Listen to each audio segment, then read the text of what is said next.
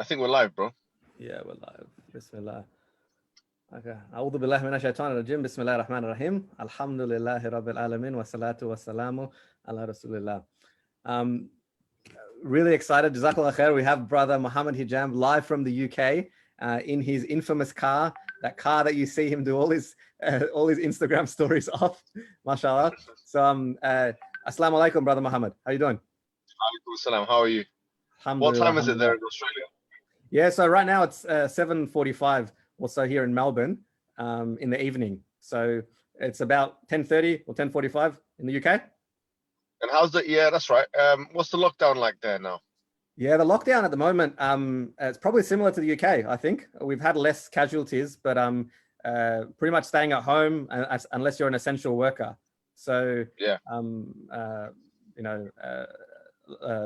activities and travels are restricted and whatnot. How about yourself? How has it impacted your work? At this point in time, what I'm doing is research. I'm doing academic research. So actually, in a sense, I had to be indoors anyway. I had all the books that I needed. A lot of them were online anyway. So people would have realized that I'm a little bit more quiet nowadays on social media. Those who do follow me, and the reason why is because I do spend a big chunk of my year doing academic work, a lot of hardcore academic work that takes a lot of my time. So in a sense, I needed that anyway, because sometimes I'm just, I do too much. I put a lot of heavy machinery on the table. And as they say, man, when you try and do too much, you end up doing, if you try and do everything, you end up doing nothing. So that's true. In many ways, I think it's had a positive impact. But in many other ways, obviously, it's disturbed my, what I usually do in terms of training, in terms of, a bit more socializing with people that I am close with and friends, and obviously going to Speaker's Corner. That's probably one thing that everyone would have realized that I don't do. Doing public lectures, that's impacted that. Traveling, it's impacted that as well. So there's lots of things that but in many ways, when you travel a lot, I mean, to be honest, you feel like you need the time off. And a lot of my travels are not my decision. Like, I have to do it. And I was actually going to come to Australia. Yeah. I think it's still on the tables, inshallah. Absolutely, it's on the cards. Yeah. But that's one of the things. That's one of the things that would have really taken a lot out of me because of the travel involved in it's a long flight, isn't it? 20-something hours. Oh, yeah. Unbelievable. There has to be something that's really like worth it there. And we're looking at some names and some people I could debate in Australia.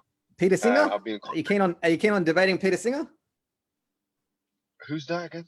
He's a moral philosopher. Oh, Peter Singer, the atheist, yeah? Yeah. That's a good idea, bro. I mean, why not? Is that Melbourne University? I was looking at Graham Oppie, more of a discussion, because he's an older man now. It wouldn't be right for me to debate him in any harsh way, but it would be interesting because he's written some books again. But he's in Australia as well. He's based in Australia. Yeah. I did studies at Monash Uni in philosophy of religion with Graham Oppie. Yeah. He's a Monash, isn't he? Yeah, he's at Monash. He's like literally 15 minutes away from me. You got Peter Singer. Peter Singer's based in Australia as well, is he? Yeah. He teaches. I have a friend who does philosophy at Melbourne Uni, and he teaches at Melbourne Uni. But he's an international kind of guy. But yeah. I've seen his stuff online. Actually, he's got a Twitter account and stuff like that. Yeah. Anyway, tell us a little bit about your research. So where are you studying and what are you doing? Well, to be honest, man, I've been studying all over different kinds of UK universities, yeah. And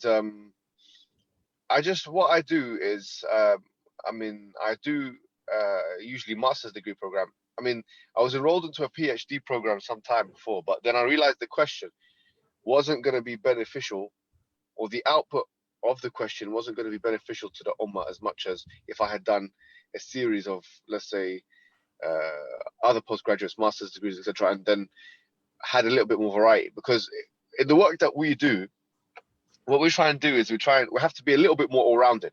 The PhD, the way it works is that you have one particular question that you're answering for 3 or 4 years, 80 to 100,000 words you have to write, yeah? But there is no one singular question that the Ummah, the Islamic community, needs answering to now. There's a series of questions, yeah, especially in the work that I do, and the work that is kind of interaction with different faith groups and stuff like that. So, which means to say that I've had to go into like gender studies postgraduate programs, and I've had to go into Islamic studies postgraduate programs. I've had to do different kinds of like philosophies and philosophy of religion. I've had to do many things rather than one thing. The advantage of that, obviously, is that you become more all-rounded. Like, you know, you're able to interact with people in a more all-rounded way. The disadvantage of it is, well, in the time that I've done all these postgraduates, I could have been, you know, a so-called professor or, you know, a doctor and be teaching in the university now. But my prerogative here is not just to do that. I mean, I don't really care about having an academic career in the university or stuff like that. It's not a good direction of travel for someone who wants to do that. My main concern is to flesh out to get the cream of the crop, cutting edge arguments in each subfield, which I feel the Muslim Ummah, especially in the Western world, need answers to. So I you know, I've been at universities now for probably 8 years or something like that, just doing stuff like this. And so usually that's connected with the work I do in outreach. Yep. So the work I do in outreach with AIRA and stuff like that. So the research I do, it feeds into and it's incorporated to the outreach work. So it's immediate input and output. You know, so I'm always having to research. I'm always having to to get my stuff peer reviewed, to get my stuff checked. Because if I don't do that, then I'll have no edge on my opponents whatsoever. There'll be no value of me other than any other person in the streets, a lay person. Mm-hmm. In order for me to be valuable for the Ummah, I have to do work that they can't do because they're in full-time occupation. So that's pretty much what I'm doing now. What I'm working on now is a lot of things, comparative religious stuff, philosophy of religion things, you know. But you'll see. I mean, basically by next week we should have. So not next week. I've already released like 3 small books. Yeah. Yeah. So by next year I should release 2 other small ones, probably the same kind of size, 40 to 50 pages, maybe 50 to 60 pages each, maybe more. So I'm still working that out. But once again, my strategy here is not to create one magnum opus type work and, you know, that's it. It's to create, okay, these are the issues that we're facing as Muslims, where people are getting doubts because of X, Y, Z. So therefore, my work is going to be centered around, it's very much centered around the needs of the Muslim community. So tell us one of those questions that you were mentioning, that one of the pressing needs. What's something that really tickles your fancy? Yeah. If I can use an Australian word. That's a good question. It's a good question. Recently I done a poll on my YouTube channel, on my community section, and I asked the public, or the Muslim public, what creates doubt for you. Now I've been doing this periodically for some time, and I've also been looking at data that's come from different institutions, like Yaqeen Institute have done probably the only study with 600 participants on doubt. So they try and assess what the doubts of the Muslims are, etc., like and so on. One thing keeps coming up in terms of what causes Muslims to doubt their religion, and that is moral arguments against Islam. This is probably the number one thing. And by the way, it's not specific to Islam. This is something which is pretty universal to all the religions in the Western world. So the same goes with Christianity. A lot of the reason why sociologists would argue, like MacLeod argues this, you know, and others that have that done this work. Marino, there's a guy called Stefan Marino that's done this work. A lot of them, they argue the reason why there's been a trajectory to irreligiosity in the last 40 to 50 years. Woodhead says the same thing, by the way, Linda Woodhead. They all say in the UK context, the reason why is because of political philosophy. So things like liberalism and feminism and so on, especially in the critical years of 1958 to 1972. So you could say the 60s, referred to as the long 60s, this time period here. So when there was a proliferation of ideologies of the West, like feminism and liberalism, which were very much different to what were seen as substitutes in many ways to the moral traditions of religion. What happened was that primary socialization, meaning socialization in the household, families, would stop teaching their Christianity as a form of religion. As a result of that, children would be growing up as agnostic or agnosts. For that reason, religion started to dwindle down, and there was a decline of religion. That's the story of the West. Now, that story of the West can very much be the story of the Muslim community in the West. So essential to our preservation is to realize the root cause, okay, of the downhill trajectory of irreligiosity in the Western world, and to put stabilizers in place in order to stop that from happening. Because there's two things we want to do. As Muslims in the West, we want to maintain our religious identity, yes, but we also want to bring people into Islam, or we want to invite people to Islam. So we have two objectives, you could say, if you would like to call it, a preservation objective, a retention objective, retaining the Muslim community as they are. And the other aspect of it is to enlarge, the enlargement objective, or you could call it the outreach objective. These are two objectives that we're trying to do. And for me, success would look like a high level of retention in terms of the Muslim community, and a high level of people embracing Islam. That's success for me. Obviously, just from a numbers perspective. For that to happen, though, we need to know what the root causes of people leaving Islam are, and people not wanting to come into Islam are. And for me, consistently, the message is, it's moral philosophy. People have their own moral compass, which they get from moral philosophies. They're not sure where these ideas come from, but they're so much inculcated into the psyches of the laity, that they will then use those moral compasses to judge religious scripture, the Quran included. And so things like feminism and things like liberalism, I've been working on that for a very long time. And the reason why I've been working on that is because really this is the seedbed, this is the philosophical and intellectual seedbed, or the springboard through which doubt can emerge. Okay. So how have your work, how have you found that your work is gauged in terms of being taken up by or recalibrating the moral compass for Muslims, at least? I think it's still early days. So I've been active for about 4 to 5 years now, on YouTube, myself personally. In that time, as an individual figure, I'm putting a lot of heavy machinery on the table. I'm not marketing pranks on YouTube or music videos or I don't know, something like frivolous or pretty good entertainment in some of those videos, to be honest. I have to do that because that's part of the strategy, to be honest. I'll be totally honest with you. Otherwise, it would just be a non-starter completely.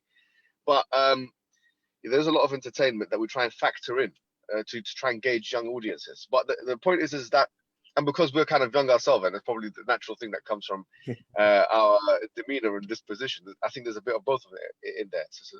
But I think for me as a person, a lot has been done. Okay, a lot of it has been done in the 5 years. But for me, it's about maintaining that progress, because it's very difficult it's like a treadmill that's going quite fast, you see. And what happens for me as a person is that I start to run out of breath and my legs start to get tired. Not least because obviously this has impact on my family life. I mean, traveling, I went to like 9 or 10 different countries last year. I don't know how many different countries. And then within the UK, I keep moving around as well. So for me, this has to be sustainable, right? So it's quite difficult for me as a person to continually do that. And remember, when I'm not doing that stuff, I'm writing. I'm writing material, I'm reading books. I'm pretty much, always busy, And if I'm training, that's just my therapy. That's what I do to, like, if I do some training, if I do some, martial art, whatever, that's just therapy. That's not anything. That's just a hobby that I do on the side. So really and truly, it's just immersion in the work. I'm always doing that work, and it can become very difficult. Me as a person, I think there's been a lot of traction, especially because of the David Wood debate and a couple of other debates I've had that's just kind of like jolted the whole process. But I do feel like, for me, the main thing is to maintain the steady progress and to ensure that I don't get into any trouble, on the way, because obviously you become a quick target. I can get into physical confrontation. People don't like what I'm saying, not like what I'm doing. There could be enemies from within, All of that kind of stuff applies to me very, very heavily. Like, I can have a spy, coming, pretending to be my friend. All of these things are very, very much, because I think a lot of people realize that the Muslim community is going to have a voice through me and other people, the work that we do. So I think there's an aspect of, I'm always like looking behind my shoulder to see if there's someone going to try and do something, either physically, which can happen and has happened, as a lot of people know, but on a personal level, it's happened even more. Or they try and fabricate a story about me, or reputational effects. And so for me, I'm always looking over my shoulder and trying to keep out of trouble, because I know that what I'm going to bring out in the next 5 years in terms of intellectual contribution to Islam, and to especially the younger generation, is going to be a game changer. I'm not saying that as a result of like, oh, it's my work. It's not my work. It's a collective effort. But I know that because now the channel has grown to a certain size, for the community that we have in the UK, the US, and Australia, and so on, it can be a game changer. So I'm trying to my main thing is to keep the steady progress and to keep out of trouble, which are easier said than done. These are actually my main challenges.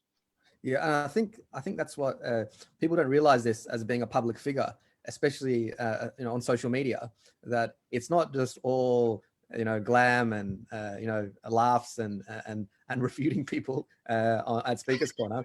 There's a lot of mental stress that comes along with it, yeah. And there's crazies and psychos out there and whatnot. But while I have you here, you mentioned the disparity between the moral compass of, say, Islam, feminism, or liberalism. Can you just quickly, just for our audience, can you actually just quickly highlight where the difference is, what the Islamic moral compass is, and then contrast it with one of the other two that you mentioned? I think really on an academic level, if we were to kind of like do a whole explication, it would be nuanced and difficult. But to make it simple to the audiences now, really and truly, there are areas of conflict, especially when it comes to second wave feminist conceptions and Islam. So second wave feminist conceptions would, in the writings, it's very clear that the institution of motherhood and the family and all of that stuff is, if not ridiculed, is seen as oppressive. Really and truly, it's seen as oppressive. So obviously that's counter to the Islamic narrative. Because the family is seen as central. That's one clear example. Now, the status of a woman, or let's say as an equal, that's something which is, once again, it's differently conceptualized in the Islamic paradigm as opposed to the feministic paradigm. So the second wave feministic paradigm would say that actually, despite biological and anatomical differences, we should be treated the same. Whereas the Islamic paradigm will say, look, spiritually we're the same. Yes. In terms of doing good deeds, we're the same. Yes. In terms of both of us, generally obeying the same laws. Yes. But there are exceptions. So the paradigm would start with a different premise, which is different things should not be treated the same. Whereas the second wave feministic paradigm is different things should be treated the same. What we say, different things should be treated differently. So if there's a difference, and the difference is pressing enough from a physiological or psychological, biological perspective, and disparate enough, then the lawmaker, in this case, we believe is the all-knowing one, may determine that there needs to be an exception in the law for such thing.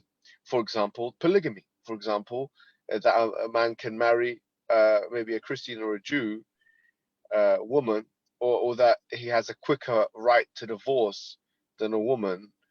All of these things which are differential in the Islamic paradigm when it comes to law. But when I'm saying them now, many of your viewers will probably, their heart will be struck with doubt. Because already they think, should that be the case? I mean, should that really be the case, that a man can marry 4 women, or that that a man can marry a Christian or a Jewish woman and a woman can't do so? Generally speaking, there are some discussions about if a convert woman has a husband who's a Christian and so on, what happens then when they both convert? Is the marriage nullified or not? That's a different jurisprudential discussion, but should that be the case, and so on. And these differences in the Islamic rulings, people would object to them. And why would they object to them? And why would it cause such doubt in their hearts and minds? And the reason why it will is because, once again, they think they know what's right. And it's based on a faulty premise. The whole premise is different things should be treated the same. That premise is actually unjustifiable and unprovable, but it's something which became very popular in the 1960s, as we said, in the West, and became quickly proliferated into schools, educational systems, media outlets, Hollywood, songs, everything. I mean, so the notion of equality, as understood by second wave feminists, was so much entrenched into the psyche of Western man and woman, that now the paradigm has shifted. And when someone comes to read, Surah An-Nisa, or verses of the Quran which talk about these differences, then they're struck with doubt. But the wrong way of arguing against this as a Muslim is to say, well, actually this and actually that, and try and justify using the feministic paradigm. The right way of arguing is to show the futility and weakness of the feministic paradigm in the first instance, and to show actually this is an unprovable, axiomatic type postulation, the idea that different things should be treated the same. So the question is, why should a woman be able to marry 4 men and a man not marry 4 women? I mean, why should it not be the case that a man has a quicker right to divorce than a woman, for example? Why should it be the case that, they'll say because there should be equality, but we have a different conceptual understanding of equality, and we have not to say we have a different conceptual understanding of justice. So which of the two moralities should we prefer, and could we prefer? That's the area of discussion. That's the area of argument. And that's where we think that a lot of people have just taken Western understandings wholesale. And they're not Western understandings per se, but they're usually Western understandings of the post-1960s era. And historically, we can see a clear development of these understandings, these moralities. And therefore, it seems like we've been mentally colonized by, I believe, ideas of Western man and woman who have, really infiltrated our psyches and changed our minds on so many issues. And so I think that, there's really a need to reassess what these people are saying. When I say these people, I'm talking about the feminists, second wave feminists, or third wave feminists, or, I've written a book called Fifth Wave Feminism, which can be downloaded, which can be bought on Amazon. Fifth Wave Feminism. So this is what we need to go back to. We need to go back to basics. We need to see, why is it that we are judging the Quran on this moral basis? And I'll tell you this candidly. I mean, from a strict, I think you studied philosophy, you said, yeah? I mean, you know this full well. Second wave feminism has a very weak epistemological basis. It doesn't have anything to offer, really, for in terms of justification. It's not like it has stellar scientific arguments. In fact, much of the time it's opposed to science. Much of the time there's conflict between second wave feminists and scientists. And much of the time, third wave feminists in particular have completely gone against scientific consensuses. Mohammed, with this is that there's this discussion that you're having, and mashallah, it's really detailed, but for people on the ground, right, they equate feminism with liberalism, and they just put the whole thing in the same basket, right? As opposed to, the first, second wave, all that sort of historical details. The average person on the ground isn't really in tune with that. Even feminists or Muslim feminists, this is stuff that they haven't really interacted with or engaged with on an intellectual level. And I think something that a lot of people like to listen to from you is that you're able to package all that, all the complicated detail stuff and make it for a Muslim to consume that or understand that on a simple level. So, there's many Muslims that subscribe to feminism and say that it's just maybe it's a particular way of understanding a world that's built on certain patriarchal structures. Of course, it's got its own history, yeah.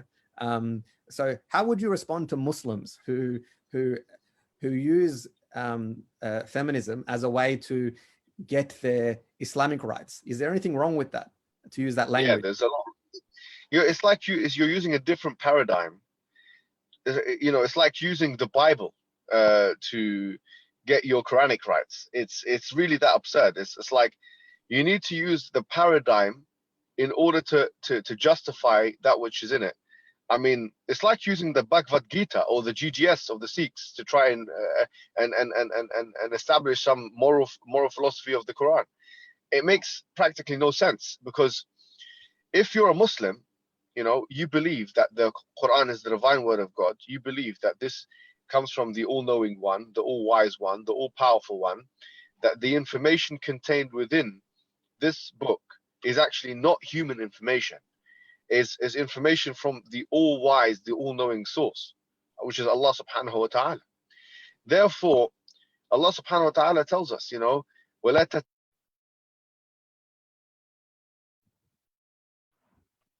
وَلَا تتمنوا ما فضل الله به بعضكم على بعض للرجال نصيب مما اكتسبوا وللنساء نصيب مما اكتسبن. Don't wish what the other one has. For men is a portion of what they have earned, and for a woman is a portion of what they have earned. So in other words, the Quranic paradigm is like quite clear on these issues, and so much as it's as if Allah is saying, and He does say this, أَلَا يَعْلَمُ مَنْ خَلَقَ وَهُوَ اللَّطِيفُ الْخَبِيرُ. Does He not know what He created, and He is the all He is the all subtle and all aware. So God knows what He created. He knows the physiological, the psychological, the biological complexities of human being. He knows how they entangle with each other, how they disentangle with each other, how they interact with other people, what is the most efficient and effective way of dealing with human beings. He knows the psychological realities. He knows the sociological realities. He knows the historical realities. Therefore, the prescriptions of the Quran are the most pristine and calculated and sophisticated and computed prescriptions, injunctions, commandments that you can ever get. There's nothing more efficient than the Quranic rulings. Therefore, to invoke second wave feministic conceptions, which in fact in many cases, like I said before, go against the Quranic rulings, is actually a counterintuitive thing to do. So to get Islamic rights using feminism, I would say it's like getting Christian rights using the Bhagavad Gita, or it shouldn't make sense. And this is the elusive nature of political philosophy. The thing about political philosophy, which I've spent a great deal of time of my life studying, a long time of my life studying this, is that it takes the form of something that is not religious, and therefore it can be consumed in contradistinction with religion. So you can be a feminist Muslim. The truth is, we should conceptualize second wave feminist conceptions, liberal, and you're right to say that for the most part in the West, most feminists are liberal feminists. I mean, there are Marxist feminists, but you're correct. I mean, most feminists are liberal feminists, and so on. So this should be seen, liberal feminism should be seen as a religion in its own right. Of course, this goes back to the question of what is religion? And there's our Islamic understanding of deen, which is a way of life, and there's the sociological understandings of religion, which is there's a plethora of different definitions of what the word religion means. Some of those sociological definitions, including the ones by, for example, Emil Durkheim, who is seen as the father of sociology, include political philosophy as religion. Therefore, second wave feminism should be seen as a religion, a competing religion, in fact, with different moralities to Islam. So there will be, like any intersection, like any Venn diagram, areas of agreement, areas of disagreement, and areas. So the areas of agreement and areas of disagreement. So we need to be cognizant enough of what are the areas of agreement compared to what are the areas of disagreement. And we need to say, okay, well, actually, this is a part which contradicts what I believe in. So when a so-called feminist Muslim comes and says, well, why is it that a man can marry? Sorry, let me actually name drop. Like, for example, there's a feminist Muslim, her name Amina Wadud. Yeah, Yeah. she's written she's talking about 434, chapter 4, verse 34, talking about, واللاتي تخافون نشوزهن فعظوهن واهجروهن في المضاجع واضربوهن فإن أطعنكم فلا تبغوا عليهن سبيلا. And the verse goes on. So Amina Wadud says, when she read 434, when she read this verse, she had what she calls in her book a conscientious gap. This is what she says. She has a conscientious gap. And she rejected the apparent understanding of this meaning. Now, for me, if she's saying, she has the bravery and audacity to say, because of a paradigm which has been borrowed or she's lent from the Western world, she has the audacity as a Muslim, so-called Muslim, to in fact challenge the Quran with that. I'll say, well, where is your Islam? Your allegiance now has, in this instance at least, sided with a morality which is contradictory to the Islamic morality. So I would say, فَلَا وَرَبِّكَ لَا يُؤْمِنُونَ حتى يحكموك فيما شجر بينهم ثم لا يجدوا في أنفسهم حرج مما قضيت ويسلموا تسليما. That, I would remind her of the verse which says, by Allah, by your Lord, they don't believe until they make you the judge, i.e. the Prophet Muhammad, the judge of what disputes they had between them. And then they don't find any, resentment or anger in what you have judged, and they submit to this in willing submission. So if you don't fit that category, then really you've got to ask yourself, what idol have you created for yourself, which is outside the Islamic paradigm, which is in fact contradictory to it, and could lead to, if it hasn't already led to, your apostasy from Islam for all intents and purposes, because you've rejected the message of Islam, at least in some instances. And so this is a critical aspect of the utmost importance for Muslim communities. That's what the Quran says. Yeah. One more thing, the Quran says, أَفَتُؤْمِنُونَ بِبَعْضِ الْكِتَابِ وَتَكْفُرُونَ بِبَعْضٍ فَمَا جَزَاءُ مَنْ يَفْعَلُ ذَلِكَ مِنْكُمْ إِلَّا خِزْيٌ فِي الْحَيَاةِ الدُّنْيَا وَيَوْمَ الْقِيَامَةِ يُرَدُّونَ إِلَى أَشَدِّ الْعَذَابِ وَمَا اللَّهُ بِغَافِلٍ عَمَّا يَعْمَلُونَ. So, do you believe in parts of the book and reject other parts of the book? So what is the recompense of someone who does this except for humiliation in this world, in this life of this world? This is a very interesting, wallahi, phraseology, and we have to think about it. A humiliation. You'll be humiliated if you believe in parts of the book and reject parts of the book. That is the situation now of a lot of these neoliberals and feminists. They are being humiliated. They're being do you know what kind of humiliation they're getting, by the way? I'm sorry, I'll tell you what kind of humiliation. Okay. They're being humiliated by their own hands with their own ideology. Because the thing is, when you try and impose a system of ethics upon yourself, which is not in line with the natural order or the natural, what the creator of the universe wanted for you, then in effect what happens is you destroy yourself with that. So in other words, now a lot of second wave, I remember, I'm sorry, going on to a tangent or maybe even a rant here, but I remember working, I'm 28 years old now, yeah, but when I was about 19 years old, I used to work in a company, you know what I mean? I'm not going to mention what company, but it was in the city of London where the tall buildings are and stuff like that. And I was going to university, I was an undergraduate at this time. And I used to be a land broker, okay? So I used to sell land. Yeah.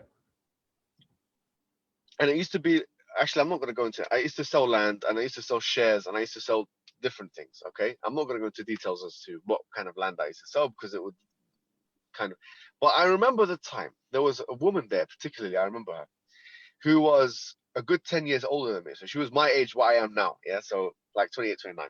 Mashallah. And I used to have like my office was right next to her. I had my own office at that, you know, they gave me an office and because I was a good salesman and, you know, and all these things. Yeah, but anyway, it was right next to hers. And I remember one time she was crying, like profusely crying. She was in agony. She was not happy. And I was thinking to myself, So I didn't want to comfort her too much because I think it would be a bit inappropriate. But I said, "What's going on? You're right. Like, is everything okay?" And she said, she started like, she needed someone to talk to her at that time by the looks of it or something. So she started like kind of spilling Yeah. what she was a feminist, obviously. Like she believed in all these things that was a second wave feminism. I know that from discussions that have been had in the office before. Yeah. And she was saying, look, I mean, I haven't got married yet. I haven't had children yet. I've dedicated all my life to working in a place like this. And I just feel like I just feel like I haven't accomplished what I need to accomplish in this life, and I haven't made time for myself. And she was saying stuff like that, and I think that is the experience, bro. I genuinely think, and this is an angle that we maybe don't speak about as much, but this is the experience of a lot of women in the West that have been career driven. I'm not saying all career driven women have these issues, but I'm saying that when you dedicate your life to a particular career at the expense, because everything has an opportunity cost, at the expense of other things you could be doing, then these are the net results, I guess. These are psychological net results that will emerge at the end of the way. Because at the end of the day, like, she was feeling completely depressed. She didn't know what to do. She didn't know how to control herself. And this was an ongoing thing. It wasn't just one day. She was like in a state of depression. And a lot of people are in that state of depression because, once again, in these lockdown conditions, I think that a lot of women going back to home and spending maybe time with their children. If they don't have children, spending time with their family members, will probably start to realize, like, why have I been fooled by society into thinking that working is happiness and success? Why have I been fooled? Well, why has the neo-liberal capitalistic elite system pushed me in that direction so much so that I've forgotten about my own self and my own interests? Why have I been forced into what Max Weber called the iron cage? The capitalistic iron cage. And I've been trapped in that iron cage for all this time. So I think there's going to be a lot more people leaving work after this situation because they realize their leisure time, their home time, their personal time is more valuable to them than satisfying a boss that probably is not going to give them the justice they deserve. So the question I wanted to ask, and I didn't want to turn this into too much about moral philosophy, but since we're on it, last one on this topic, and we'll move on to the next one. So what do you think's wrong with the way Muslims are taught morality? Are they even taught morality, or is it because they're not really taught the foundation of morality that at least I don't understand that they're able to easily consume what exists around them in society? The studies that have been done on this are still quite primitive and rudimentary. I mean, going back to that Yaqeen study that I was looking at just recently, he seemed to indicate, this guy's called Yusuf Shahood or something like this, who ran the study of 600 participants in America. He seemed to indicate that the more in primary socialization, the more dogmatic and conservative the parents were, the more likely that children were going to experience doubt in the adolescent period. And obviously correlation doesn't mean causation, but it can be the case that I would say this so far is probably just a speculation until I get some evidence of it, but this comes to mind. And an overly punitive approach, or you could call it a penal approach, or an overly prescriptive approach, let's call it, right, where you just don't do. If that's the approach, which is the approach of many parents, do justification. Now, without justification is the key aspect here. An overly prescriptive approach without justification is likely to bring out doubt. Now, you can have a prescriptive approach, and we all need one, but I think it needs, especially if you're going to bring your children to the West, or they're going to be in the Western world, or you have your own families in the West, or you yourself are in the West, you need to have a level of justification. And that's not aib. It's not, as we say in Arabic, it's not like a aib. It's not an embarrassing thing for a parent to have to sit down sometimes and justify, using argumentation, using logic, using rationality, using whatever you want to use, common sense, as much of it as you can to try and persuade. There's a persuasive element, a convincing element, not just an informative element. Because you can't have prescription without persuasion. Okay, it doesn't work. And I think that's where we've fallen as a Muslim community. A lot of the time, we're overly prescriptive without persuasion. We see this with politicians now, who know that if you want to tell your citizens to stay indoors, you have to persuade them that this is the right way, and you're going to give them the statistics. You're going to bring in the scientists. You're going to make your case. We are overly prescriptive as a Muslim community, and I would say the same probably thing applies to the ultra Orthodox Jewish community. There's very many parallels between the two communities in that regard. We're very prescriptive, but we're not persuasive enough. And I think what we need to do is we need to lower the prescriptive element and increase the persuasive element. I think that's what we need to do. I've got a really good question by one of the brothers here, and it says, please ask Mohammed Hijab regarding to what extent that the community is responsible for losing ground to these ideologies. How would you respond to that?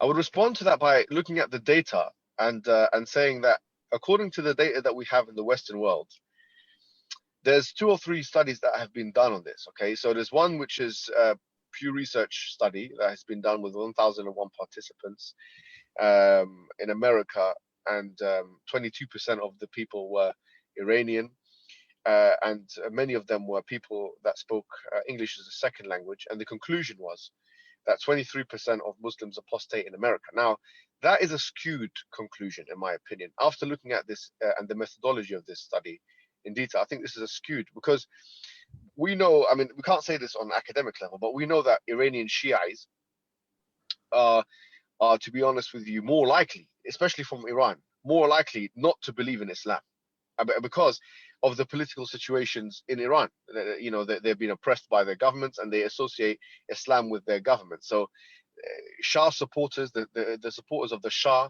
are most likely to have a bad taste in their mouth and to actually hate Islam altogether.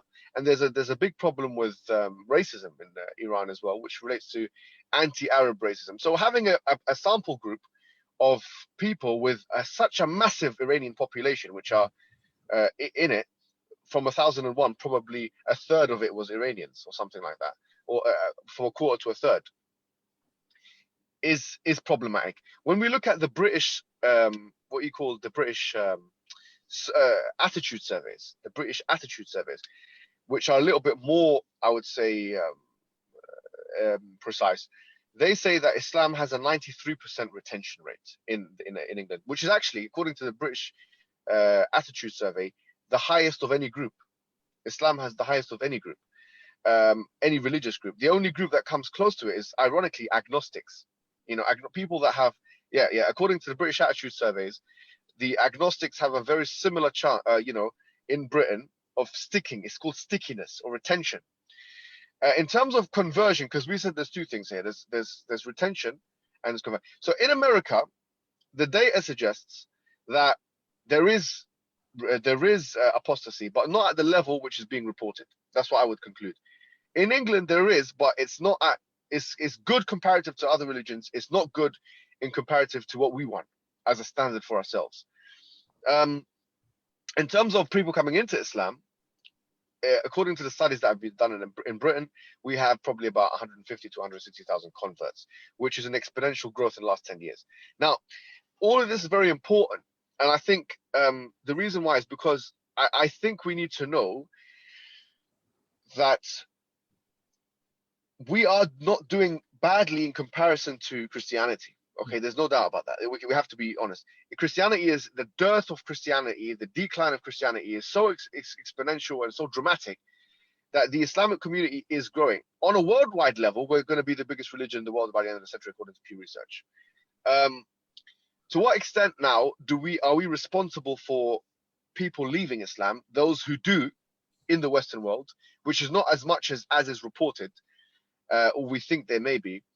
I think there is responsibility there. And if you look at one of the studies that was done in England, one of the only studies that was done on conversion, you'll find that converts complain that there's a lack of facilities I forget the name of the study, but I can put it out.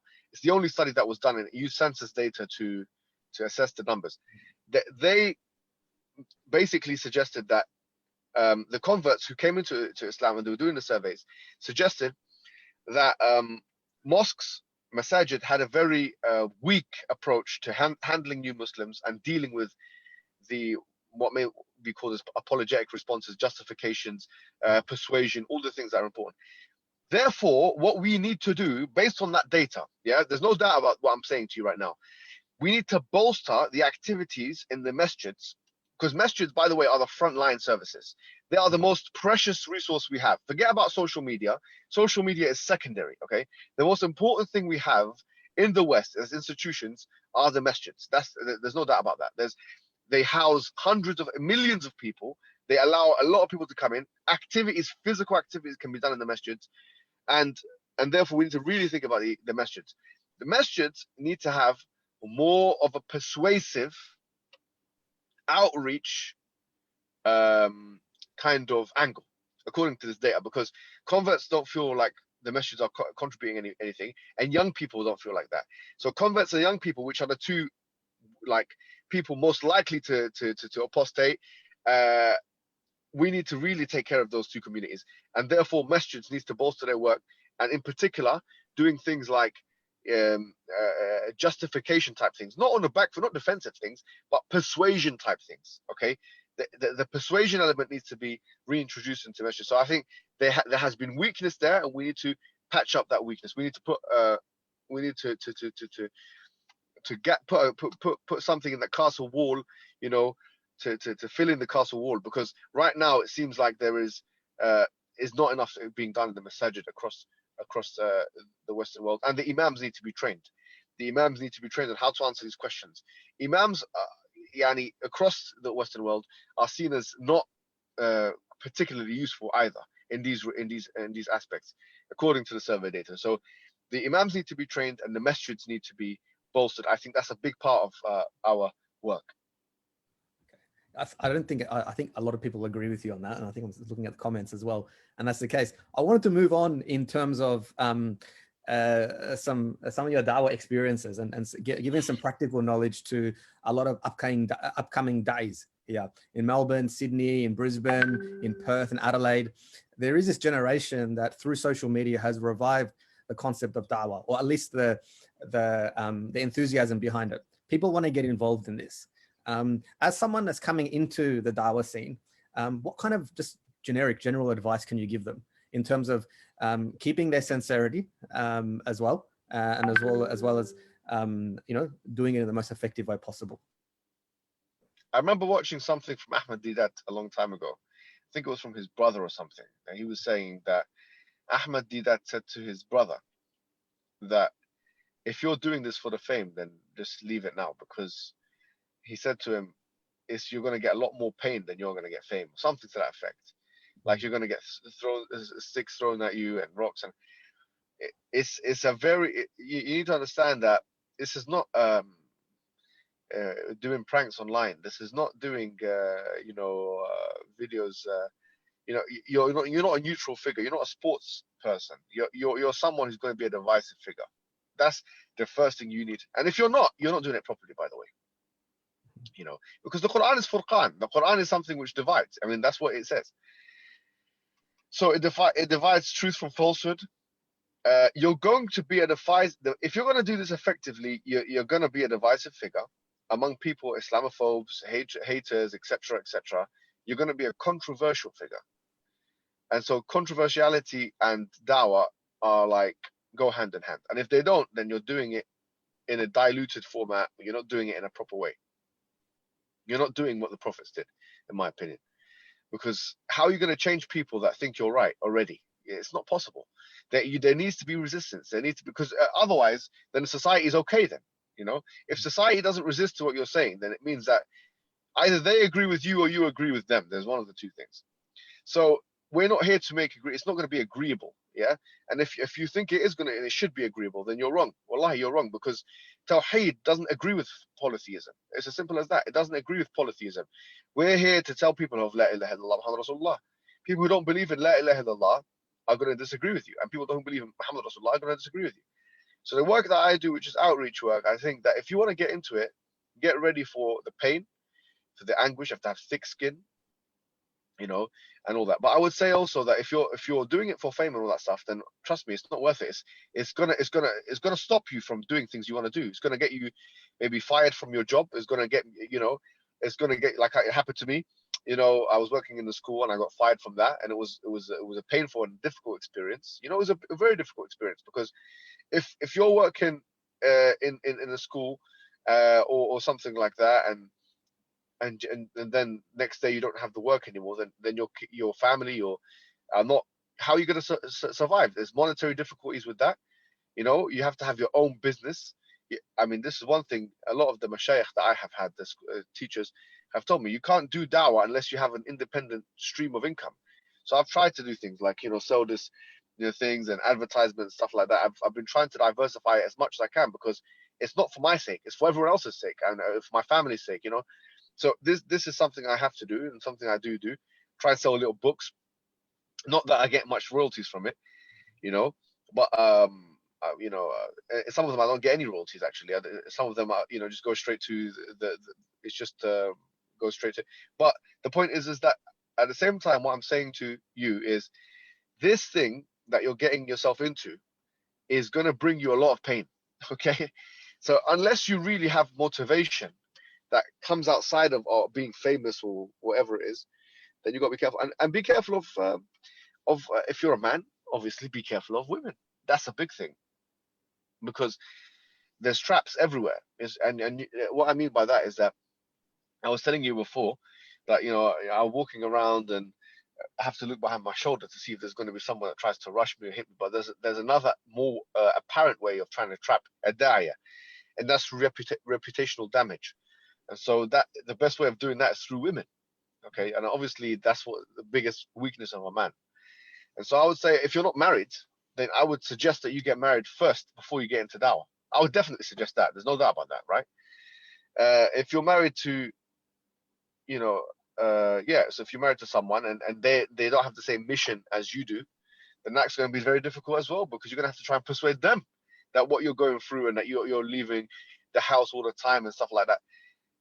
If you don't have understanding people around you, then it's going to be difficult. Alhamdulillah, I've had understanding people around me, but not everyone has understanding people around them. And even if you do have understanding people around you, you know, it's going to be still difficult, because they still need their time. You've still got kids. If you have children, you're going to have to give them time. And if you're moving around and doing all these things and activities and stuff like that, then it's difficult. So you're going to have to realize this thing is not easy, man. And to be honest with you, it's not. That's why not many people get into it, because people want to get into careers. They want to have a nice, healthy career. They want to have their own house. They want to, you know, go to places without being known, or go with their family and not people notice them. You know, the downside of it is that, you know, it's basically made me unemployable in many sectors. You know, you're going to be unemployable. It's not even unemployed. There's a difference between unemployability and being unemployment. So it makes you unemployable, because if you come in and you say, I want to work in I don't know, this industry, say X industry, and they know what your views are. I mean, they know what your social views are. They know you're a traditionalist Muslim, X, Y, Z. So you need to have all of that in mind when you're doing this work.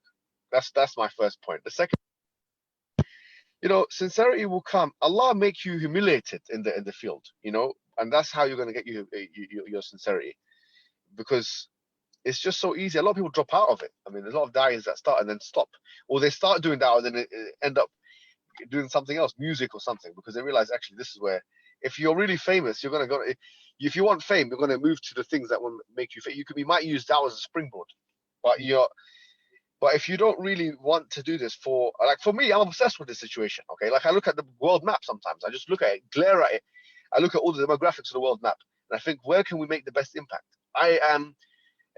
You know, I have a passion for it. Do you get me? Like, and that's what's pushing me forward. If I'm waking up in the morning, if I wake up and I'm just in the bed, I look up and I stare into the ceiling. I'm thinking about what's going in my mind is, how can I make an impact? What arguments can I make, and what impact will it have? These are the questions that are constantly going through. I want to get these questions out of my mind. That's how bad it is. So if you don't have that zeal and that passion, I don't think you're gonna do this. I don't think you can survive, because it's one of those things you need to have full commitment for. Well, two more questions. I know because we've gone for about an hour. Two more questions. First question is, why are you wearing a jiu-jitsu hat, and what do you do in training? I got this hat when I done a competition one time, and I just like this hat. It's nice. It's I feel weary of, like, supporting organizations like, Nike or Adidas. Sometimes I have to, because I just wear the clothes. Do you train MMA? But what now in the lockdown? I mean, even before, was you have passion in it? I do it as a therapy, man. It's a distraction. It's a distraction for me. Yeah, I like it. I enjoy it. I've got many injuries from it, and that was a good thing about the lockdown, because it allowed me to kind of recover from. I had bad injuries in my body, and it allowed me to kind of recover from it a little bit. Because yeah, that was one thing. I know I've been focusing a little bit more on grappling, because here's the thing about striking. The striking is, if you get hit, especially as a heavyweight or middleweight or something like that, if you get hit in your head a lot, I mean, a lot of my work, as I said to you before, depends on storing information. I don't want to lose the information, you know what I mean? It's not worth it for me as much. So I've been focusing on a little more grappling, and things like that. Anything just to keep me distracted. I don't want to be world champion. I don't want to be world champion of anything. There's people that are doing that full time, and that's something that they can do. But maybe European champion, something like that one day. Yeah. But no, that's aside the point. But yeah, I mean, what I mean is, it's just a distraction for me. It's something that just keeps me, because I need to switch off from the struggles. When we go at home with the kids, it's a struggle. If you're doing your job properly with your family, then that's a struggle as well, isn't it? It's like, I used to have this conception that having a family was peace. It's not. If you're doing your job properly, having children is a struggle, man. Especially if they're younger children, you need to teach them. You need to take them out sometimes, which is what I have been doing a lot more of now in the lockdown area situation. And I realize that the struggles that one has to go through as a parent with these children, because these children are shouting and screaming and crying all the time. It's like ridiculous. It's like, you know what I mean? I mean, it's quite unreasonable, to be honest. Don't you usually have your little boy at the back? He's not here today, but yeah, obviously, if he was here, you'd know about it. And that's why I come to the car. I mean, I would be doing this in the because I have a very small space. I don't live in the house. It's a very small space, apartment you can call it, or something like that. Very small, and all the kids are there, and there's nowhere to breathe in the area. So, and the kids will obviously come in. It's a good thing, obviously, in some ways. So, but in other ways, actually, let me add an extra question before we get to the last one. How can we support your work, bro? I'm working with Aira now, so you can support Aira, bro. You can support Aira. We're going to be doing campaigns, because I used to work in a solitary way, but I've always worked with a group of people. Yeah. But obviously, I had Salam with Ali Dawah and things like that, which we're still working with. I'm always working with Ali Dawah. But now I'm working with Aira, and also contributing to Salam as much as I can as well. But Aira is where I work. Yeah. So just alhamdulillah, that's kind of what I'm doing. And obviously I've got these books that because if you want to see some of the work that I've done already, that I've been speaking about in this discussion, I've written 3 books already. They're very small. You can read them probably all in 1 week, maybe even less, 3 or 4 days. You can read them. They're very small.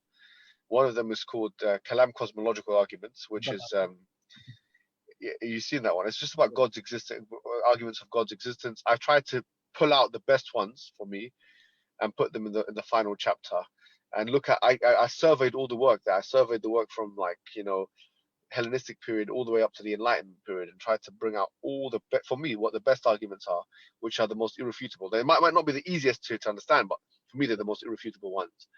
And then I had got a book called Fifth Way Feminism, which I've spoken about, which is not a theological book. I mean, the other one is philosophy of religion. This one is political philosophy in a sense, and it talks about more third wave feminism. I try and talk about the problems with that because second wave feminism has already been refuted. So I wanted to have something contribution to intersectional approaches to feminism. So it kind of, what I try and show is that it's imploding, it's self-imploding nature of the intersectionalist approach. It's called fifth wave feminism. And the third book I've written is called A Treatise on the Liberal Critiques of Ridda.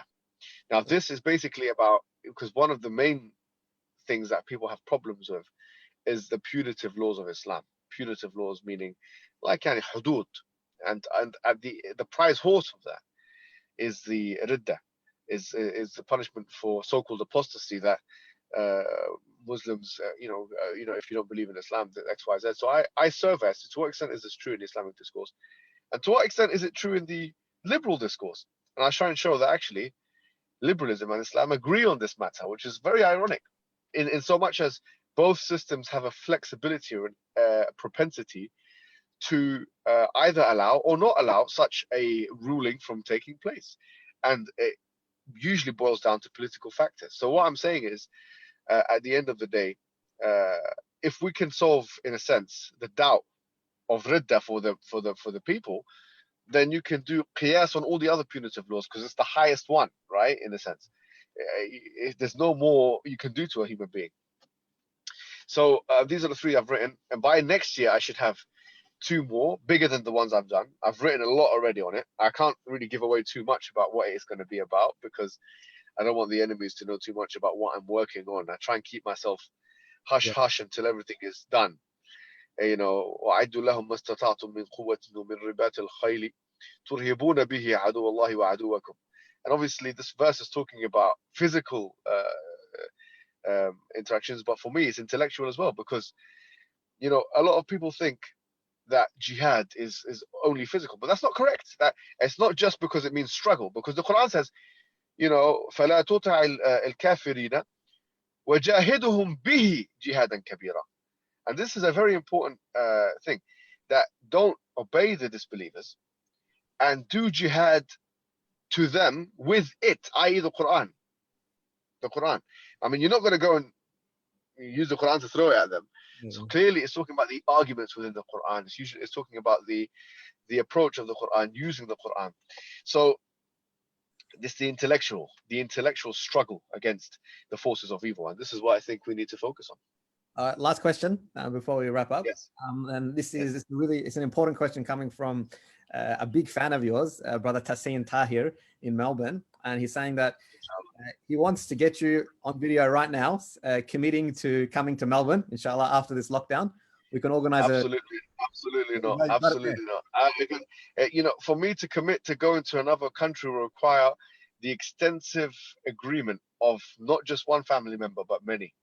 And for me to do that, I would be breaching the shura agreements that I have with family members that that really have suffered with me in this journey. If I just do that now, I'll have to. I will be betraying the trust of those said family members. If we can make some substantial arrangements and take care of you, of course, inshallah, families. Of course, that can be arranged. Of course, that can be arranged, and we can discuss that in a private setting. But I think doing it in public and I'm not trying to do that. Anyway, so let alhamdulillah, brothers and sisters here in Australia are really looking forward to benefiting more, inshallah, in future. I would love to come to, by the way, I'd love to come to Australia. I know that you have a very thriving and beautiful Muslim community there, which I'm sure the retention rate of that community, which we haven't done as much studies. I'm not sure if there are any studies on it. If there are, can you please send them to me, because I've been actually trying to access Australian Muslims. If there's been studies on them, if you do have any studies, then it wasn't ABC. Anyone pardon? Just chuck it in. If anyone has any, because I've been looking at Canada, America, and the UK, obviously, but Australia, I didn't find anything. I'm not saying it, on these questions, on the question of conversion, on the question of retention, those questions. If anyone has any studies on that, please, even on the question of doubt, what causes doubt in the Muslim community in Australia. And if those studies have not been done, perhaps that's a research question that one of the people that are listening can conduct. Absolutely, absolutely. Well, okay, let's wrap it up there, inshallah. Jazakallah khair for sharing your time with us today. At PGCC, we're here at the southeast suburbs of Melbourne. The masjid's in lockdown, so we've migrated all the programs through live stream. So really, really honored to have you, Brother Mohammed. May Allah bless you, may Allah increase your rizq, and allow you to keep steadfast in your pursuit of sharing Islam with humanity. Ameen. So before we finish, I just want to finish with this. You're finished, and you're finished. Okay, bro. I was waiting for my child to say that when I come back home. Okay, we'll leave it at that. Jazakallah khair, Brother Mohammed, and we'll stay in touch, yeah? Stay blessed. Yeah. Assalamu alaikum. Yeah, assalamu alaikum.